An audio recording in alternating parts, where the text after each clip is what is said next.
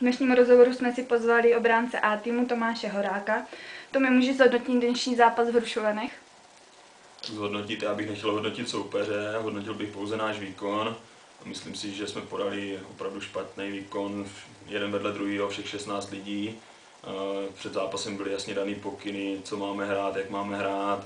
První půlka si myslím, že ještě nebyla jakž tak špatná, i když ta hra neodpovídala tomu, co jsme si řekli, ale výsledek byl takový, jaký byl, ale pořád jsme měli nějakou určitou šanci do druhé půlky.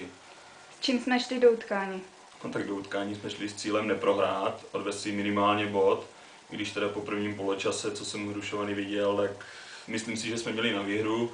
Samozřejmě zápas jsme si zkazili vlastníma chybama, vlastní nezodpovědností, nebojovali jsme, jeden spoléhal pouze na druhého.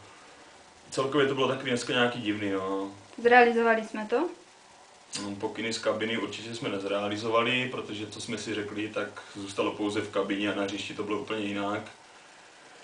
Říkám, nechci to celkově hodnotit, jaký to bylo nebo nebylo, ale myslím si, že každý by měl začít sám u sebe a příští zápas odehrát úplně jinak. Nechci tady jmenovat někoho nebo to, začal bych i sám u sebe, já jsem měl taky 2 šance, které jsem nedal, takže prostě každý sám u sebe, poprat se o to, jezdit po prdeli, že jinak to asi nepůjde. No.